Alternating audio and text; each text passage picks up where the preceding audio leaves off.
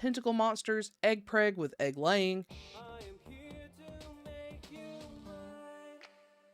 Hi, welcome back to my channel. Today, we'll be discussing Bane of My Existence by Nellikang. Before we get started, there will be spoilers, so if you don't want to be spoiled in this manhwa, go and click off now. No worries, I'll catch you next time. For those of you who decide to stick around, let's go over some content warnings. There may be references to gun violence, excessive drinking, slut-shaming, hacking, BDSM, sexual assault, dubcon and or non-con, police, mentions of impotence, gossiping, voyeurism, somnophilia, gang activity, extortion, strained familial relationships, spying, breaking and entering, drugging, male pregnancy, specifically egg pregnancy, pseudo-incest, manipulation, kidnapping, and perceived cheating, as these things do appear in the manhwa. But if that's okay with you, let's go and get started.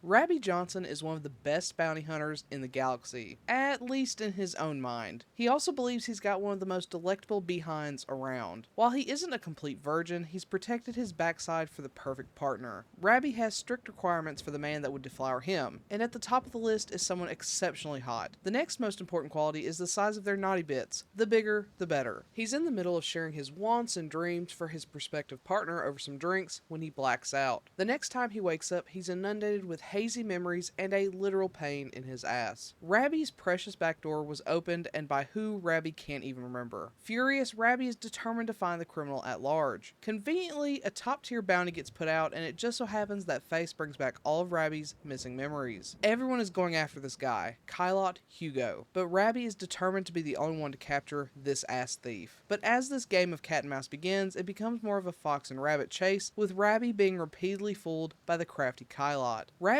isn't dissuaded, even as Kylot's intentions become less about getting away and more about playing with his precious rabbit.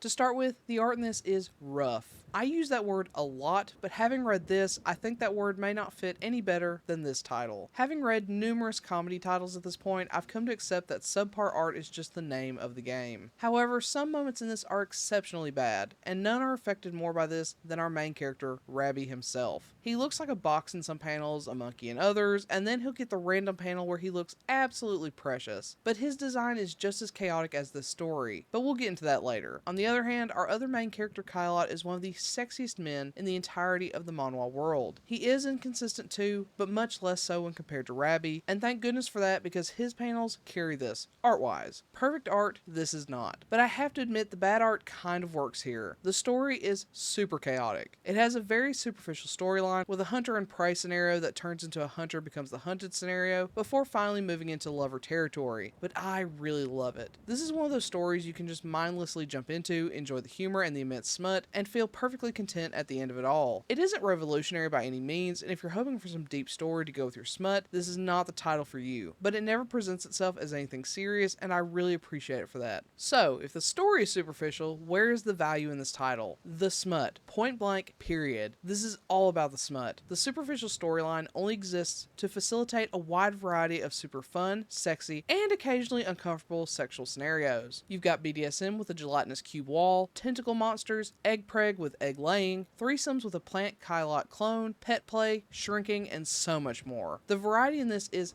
delectable. Unfortunately, with the wide variety, there is going to be lots to not enjoy. Personally, I hate that the plant Kylot clone calls Rabbi daddy. Are they blood related? No, but it still makes me uncomfy. Still, variety is the spice of life, and this title is spicy. In that same vein of the whole plant clone calling Rabbi daddy, I also wasn't fond of Kylot's family. I'm already not a fan of the brother complex thing, but then there's a moment where they capture Rabbi and give him aphrodisiacs so Rabbi and Kylot can make babies. They don't, unfortunately, which hurts me all the more. It reminds me of the sister chapter from My Lovely Bunny. What are the odds that both are bunny rabbit themed? I wouldn't say it's as bad, but it's still icky. I'm not here to yuck anyone's yum when it comes to fiction, but having family involved is one of my major icks.